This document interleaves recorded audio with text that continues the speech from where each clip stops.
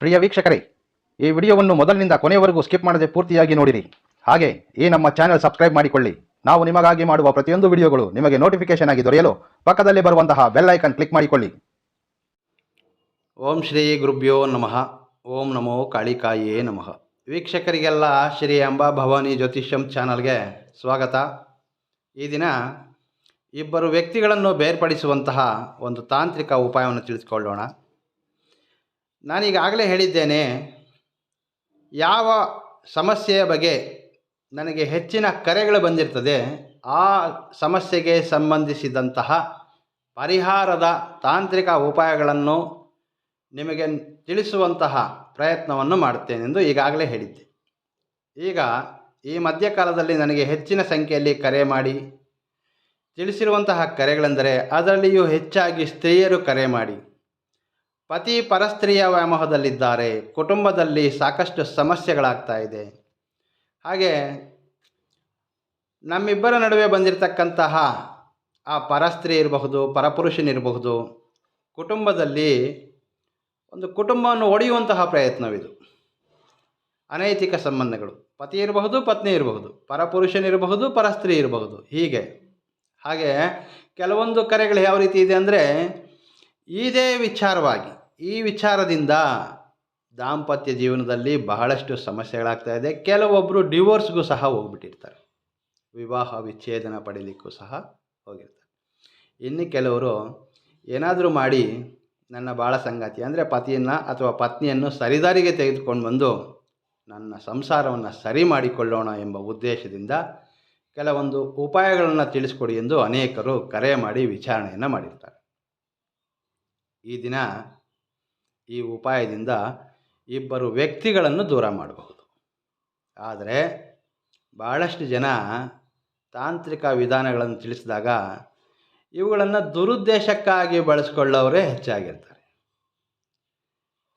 ಯಾವುದೇ ದುರುದ್ದೇಶವಿಲ್ಲದೆ ನಿಮ್ಮ ಆಲೋಚನೆಗಳು ಸದುದ್ದೇಶದಿಂದ ಕೂಡಿದರೆ ನಿಮ್ಮ ಜೀವನವನ್ನು ಸರಿ ಮಾಡಿಕೊಳ್ಳೋದಕ್ಕೆ, ನಿಮ್ಮ ಪತಿ ಪರಸ್ತ್ರೀ ವ್ಯಾಮೋಹದಲ್ಲಿದ್ದರೆ ಆ ಪರಸ್ತ್ರೀಯನ್ನು ನಿಮ್ಮ ಪತಿಯಿಂದ ದೂರ ಮಾಡಲಿಕ್ಕೆ, ಅಥವಾ ನಿಮ್ಮ ಪತ್ನಿ ಪರಪುರುಷನ ವ್ಯಾಮೋಹದಲ್ಲಿದ್ದರೆ ನಿಮ್ಮ ಪತ್ನಿಯನ್ನು ಸರಿ ಮಾಡಿಕೊಂಡು ನಿಮ್ಮ ಜೀವನದಲ್ಲಿ ಮರಳಿ ಸುಖ ಸಂತೋಷದಿಂದಿರಲು ಈ ರೀತಿ ಉಪಾಯಗಳನ್ನ ಪ್ರಯತ್ನ ಮಾಡಬಹುದು.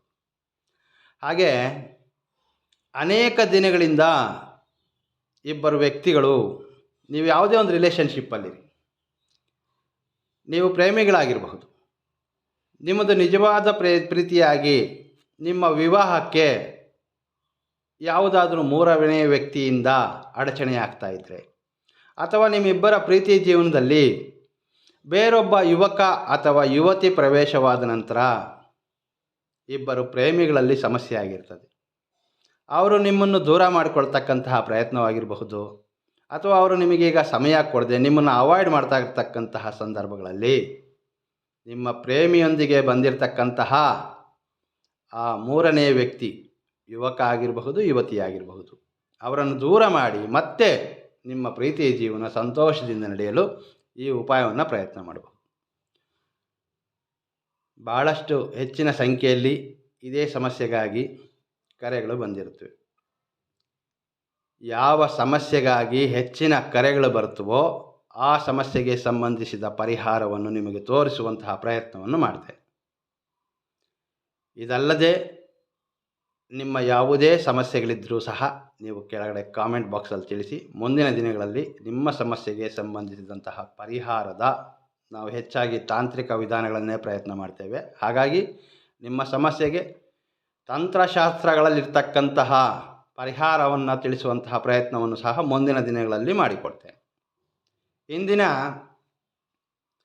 ಈ ತಂತ್ರ ಉಪಾಯವನ್ನು ಭಾನುವಾರ ಅಥವಾ ಶುಕ್ರವಾರ, ಇದಲ್ಲದೆ ಹುಣ್ಣಿಮೆ ಅಥವಾ ಅಮಾವಾಸ್ಯೆ ದಿನಗಳಂದು ಪ್ರಯತ್ನ ಮಾಡಬಹುದು. ವಾರದಲ್ಲಿ ಭಾನುವಾರ ಮತ್ತು ಶುಕ್ರವಾರ ಅಥವಾ ಹುಣ್ಣಿಮೆ ಅಥವಾ ಅಮಾವಾಸ್ಯೆ ದಿನಗಳಂದು.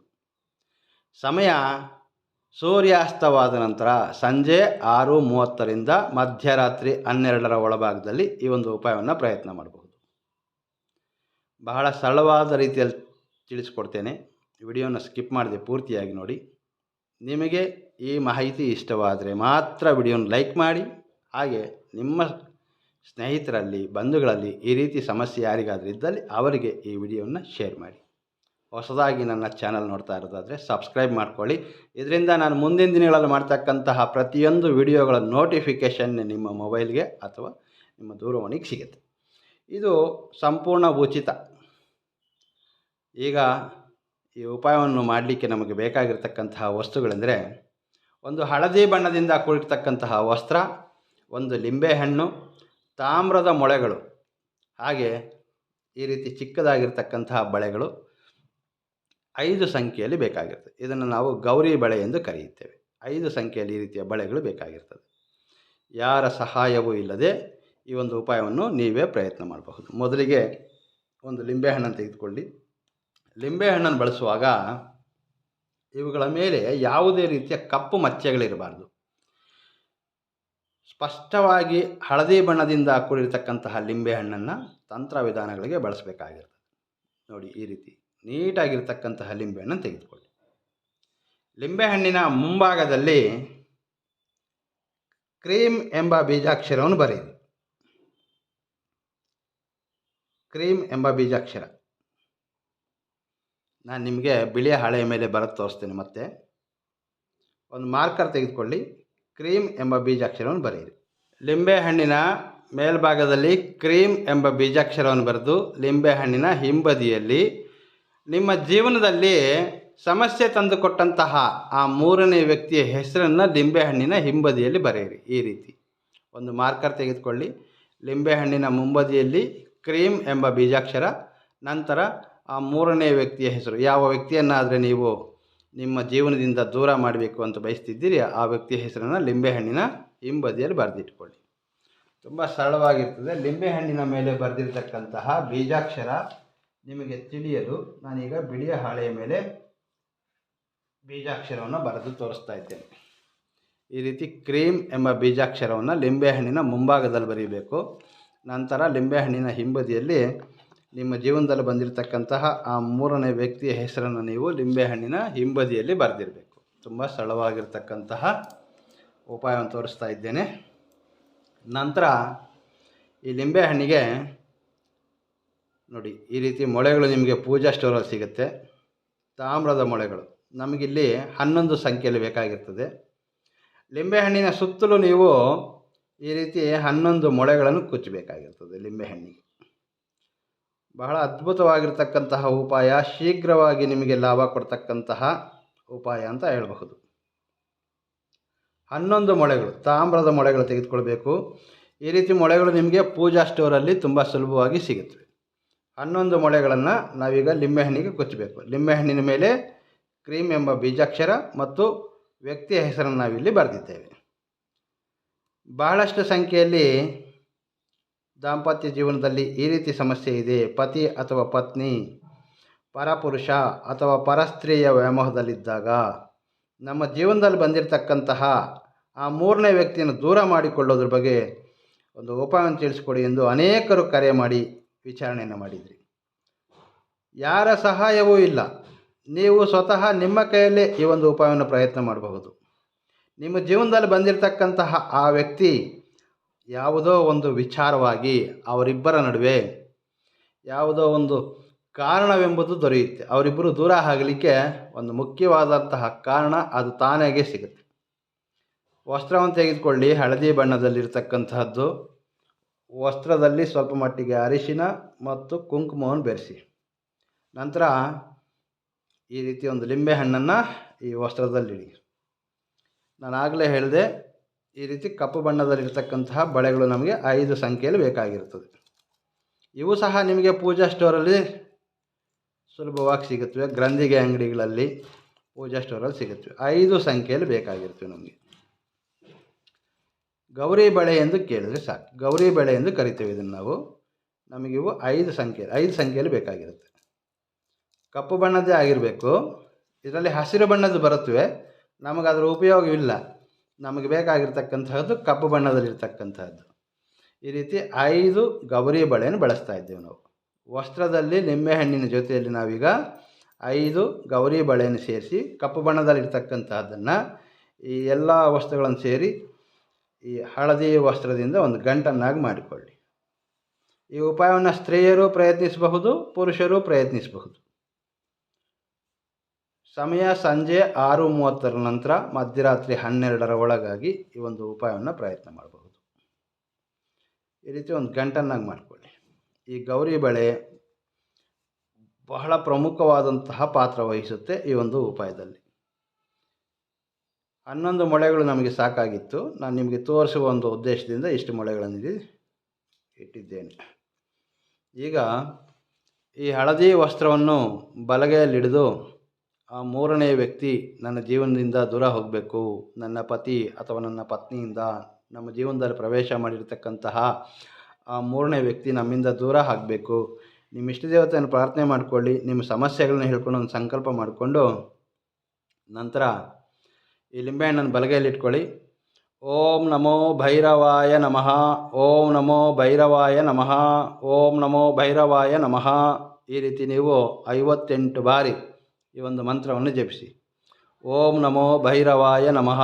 ವ್ಯಕ್ತಿಯನ್ನು ಮನದಲ್ಲಿ ನೆನೆಸ್ಕೊಳ್ಬೇಕು. ಆ ಮೂರನೇ ವ್ಯಕ್ತಿ ಅದು ಯಾರೇ ಆಗಿರಲಿ, ಪುರುಷನಾಗಿರಲಿ, ಸ್ತ್ರೀ ಆಗಿರಲಿ, ನಿಮ್ಮ ಜೀವನದಲ್ಲಿ ಬಂದಿರತಕ್ಕಂತಹ ಆ ವ್ಯಕ್ತಿ ನನ್ನ ಪತಿ ಅಥವಾ ನನ್ನ ಪತ್ನಿಯಿಂದ ಇಂತಹ ವ್ಯಕ್ತಿ ದೂರ ಆಗಬೇಕು. ಆ ವ್ಯಕ್ತಿಯ ಹೆಸರನ್ನು, ಆ ವ್ಯಕ್ತಿಯ ನಿಮಗೆ ಆ ವ್ಯಕ್ತಿ ಯಾರು ಅಂತ ಗೊತ್ತಿದ್ದರೆ ಅವನ ವ್ಯಕ್ತಿಯ ಮುಖಚಹರೆಯನ್ನು ತಿಳಿಸ್ಕೊಳ್ತಾ ನಿಮ್ಮ ಇಷ್ಟ ದೇವತೆಯನ್ನು ಪ್ರಾರ್ಥನೆ ಮಾಡ್ಕೊಳ್ತಾ ನಿಮ್ಮ ಜೀವನದಲ್ಲಿ ಪ್ರವೇಶ ಮಾಡಿರ್ತಕ್ಕಂತಹ ಆ ವ್ಯಕ್ತಿ ದೂರವಾಗಬೇಕೆಂಬ ಸಂಕಲ್ಪವನ್ನು ಮಾಡಿಕೊಂಡು ಈಗ ತಿಳಿಸಿದಂತಹ ಮಂತ್ರವನ್ನು 58 ಬಾರಿ ಜಪಿಸಿದ ನಂತರ ಈ ಒಂದು ಲಿಂಬೆಹಣ್ಣಿಂದ ಕೂಡಿರ್ತಕ್ಕಂತಹ ಈ ವಸ್ತ್ರದಿಂದ ಗಂಟನ್ನು ತೆಗೆದುಕೊಂಡು ಹೋಗಿ ನಿರ್ಜನ ಪ್ರದೇಶದಲ್ಲಾಗಲಿ ಅಥವಾ ಈ ತಂತ್ರ ಮಾಡಿದ ಕೂಡಲೇ ಇದು ನೀವು 6:30 ನಂತರ ಪ್ರಯತ್ನ ಮಾಡಬಹುದು. ನಂತರ ಈ ಗಂಟನ್ನು ತೆಗೆದುಕೊಂಡು ಹೋಗಿ ಜನಸಂದಣಿ ಇಲ್ಲದೇ ಇರತಕ್ಕಂತಹ ನಿರ್ಜನ ಪ್ರದೇಶದಲ್ಲಿ ಅಥವಾ 3 ರಸ್ತೆಗಳು ಸೇರ್ತಕ್ಕಂತಹ ಸ್ಥಳದಲ್ಲಿ ಒಂದು ಸಣ್ಣ ಗುಂಡಿಯನ್ನಾಗಿರಿ. ಅಂದರೆ ಈ ಲಿಂಬೆಹಣ್ಣನ್ನು ಹೂತಿಡಲಿಕ್ಕೆ ಈ ವಸ್ತ್ರದ ಸಮೇತ ಇದನ್ನು ಹೂತಿಡಲಿಕ್ಕೆ ಎಷ್ಟು ಸಾಧ್ಯವೋ ಅಷ್ಟು ಚಿಕ್ಕದಾಗಿರ್ತಕ್ಕಂತಹ ಒಂದು ಗುಂಡಿಯನ್ನಾಗಿದ್ದು ಆ ಗುಂಡಿಯಲ್ಲಿ ಈ ವಸ್ತ್ರದೊಂದಿಗೆ ಇರತಕ್ಕಂತಹ ಈ ಗಂಟನ್ನು ಅಲ್ಲಿ ಹೂತಿಟ್ಟು ಬನ್ನಿ. ಬಹಳ ಅದ್ಭುತವಾಗಿರ್ತಕ್ಕಂತಹ ಪರಿಹಾರ. ನಿಮ್ಮ ಜೀವನದಲ್ಲಿ ಬಂದಿರತಕ್ಕಂತಹ ಆ ಪರಪುರುಷನಾಗಿರಬಹುದು, ಪರಸ್ತ್ರೀ ಇರಬಹುದು, ನಿಮ್ಮ ಅವರಿಬ್ಬರಲ್ಲಿ ಯಾವುದೋ ಒಂದು ಕಲಹಗಳುಂಟಾಗೋದು, ಇಬ್ಬರ ನಡುವೆ ಹೊಂದಾಣಿಕೆ ಇಲ್ಲದೆ ಆಗತಕ್ಕಂತಹದ್ದು, ಈ ರೀತಿ ಯಾವುದೋ ಒಂದು ಮಾರ್ಗ ಎಂಬುದು ಅದು ತಾನಾಗೇ ಸಿಗುತ್ತೆ. ಆ ವ್ಯಕ್ತಿ ನಿಮ್ಮ ಪತಿಯಿಂದಾಗಲಿ, ನಿಮ್ಮ ಪತ್ನಿಯಿಂದಾಗಲಿ, ನಿಮ್ಮ ಪ್ರೇಮಿಯಿಂದಾಗಲಿ ಆ ವ್ಯಕ್ತಿ ತಾನಾಗಿಯೇ ದೂರ ಹೋಗಿಬಿಡ್ತಾರೆ. ಬಹಳ ಅದ್ಭುತವಾಗಿರ್ತಕ್ಕಂತಹ ಪರಿಹಾರ. ಈ ಒಂದು ಉಪಾಯವನ್ನು ನೀವು 3 ಬಾರಿ ಪ್ರಯತ್ನ ಮಾಡಬೇಕು. 3 ಭಾನುವಾರ ಅಥವಾ 3 ಶುಕ್ರವಾರ, ಹುಣ್ಣಿಮೆ ಅಮಾವಾಸ್ಯೆ ದಿನಗಳಲ್ಲಿ ಪ್ರಯತ್ನ ಮಾಡೋದಾದರೆ ಪ್ರಯತ್ನ ಮಾಡಬಹುದು. ಆದರೆ 3 ಬಾರಿ ಈ ಒಂದು ಉಪಾಯವನ್ನು ಪ್ರಯತ್ನ ಮಾಡೋದ್ರಿಂದ ಅವರಿಬ್ಬರ ನಡುವೆ ಕೆಲವೊಂದು ಕಲಹಗಳು, ಮನಸ್ತಾಪಗಳುಂಟಾಗಿ ತಾವಾಗಿಯೇ ಅವರು ದೂರ ಹೋಗಿಬಿಡ್ತಾರೆ. ಭಾಳ ಅದ್ಭುತವಾಗಿರ್ತಕ್ಕಂತಹ ಪರಿಹಾರ. ಯಾವುದೇ ದುರುದ್ದೇಶಕ್ಕಾಗಲಿ, ದುರಾಲೋಚನೆಗಳಿಗೆ ಮನಸ್ಸಲ್ಲಿಟ್ಕೊಂಡು ಈ ಒಂದು ಉಪಾಯವನ್ನು ಪ್ರಯತ್ನ ಮಾಡಬೇಡಿ. ನಿಮ್ಮ ಸಮಸ್ಯೆ ಯಾರಾದರೆ ಇಂತಹ ಸಮಸ್ಯೆಗಳಲ್ಲಿದ್ದಾರೆ, ಕುಟುಂಬ ಕಲಹಗಳು, ಪ್ರೀತಿ ಸಮಸ್ಯೆಗಳಲ್ಲಿರ್ತಕ್ಕಂತಹದ್ದು, ದಂಪತಿಗಳಲ್ಲಿ ಇರತಕ್ಕಂತಹ ಸಮಸ್ಯೆಗಳು, ಅಥವಾ ನಾನಾಗಲೇ ಹೇಳಿದ್ನಲ್ಲ ಕುಟುಂಬವನ್ನು ಉಳಿಯುವಂತಹ ಪ್ರಯತ್ನವನ್ನು ಮಾಡ್ತಾರೆ. ನಾವು ಒಂದು ತಾಂತ್ರಿಕ ಉಪಾಯಗಳೆಲ್ಲವೂ ಒಳ್ಳೆಯದಕ್ಕಿಂತಲೂ ಕೆಟ್ಟದ್ದಕ್ಕೆ ಹೆಚ್ಚಿಗೆ ಬಳಕೆ ಆಗ್ತಾ ಇರ್ತವೆ. ಇಂತಹ ಸಮಸ್ಯೆಯಲ್ಲಿರ್ತಕ್ಕಂತಹ ದಂಪತಿಗಳು, ಪ್ರೇಮಿಗಳು ಈ ಒಂದು ಉಪಾಯವನ್ನು ಪ್ರಯತ್ನ ಮಾಡಬಹುದು. ತುಂಬ ಅದ್ಭುತವಾಗಿರ್ತಕ್ಕಂತಹ ಫಲ ಕೊಡುವಂಥದ್ದು. 3 ಶುಕ್ರವಾರ, 3 ಭಾನುವಾರ ಈ ಒಂದು ಉಪಾಯವನ್ನು ಪ್ರಯತ್ನ ಮಾಡಿ. ನಿಮ್ಮ ಜೀವನದಲ್ಲಿ ಬಂದಿರತಕ್ಕಂತಹ ಆ ಮೂರನೇ ವ್ಯಕ್ತಿ ನಿಮ್ಮಿಂದ ದೂರ ಹೋಗೋದ್ರಲ್ಲಿ ಯಾವುದೇ ಸಂಶಯವಿರೋದಿಲ್ಲ. ಮಾಹಿತಿ ಇಷ್ಟವಾದರೆ ಲೈಕ್ ಮಾಡಿ, ನಿಮ್ಮ ಸ್ನೇಹಿತರೊಂದಿಗೆ ಈ ವಿಡಿಯೋವನ್ನು ಶೇರ್ ಮಾಡಿಕೊಳ್ಳಿ. ಮುಂದಿನ ಸಂಚಿಕೆಯಲ್ಲಿ ಭೇಟಿಯಾಗ್ತೇನೆ. ನಮಸ್ಕಾರ. ಸರ್ವೇ ಜನೋ ಸುಖಿನೋ ಭವಂತು.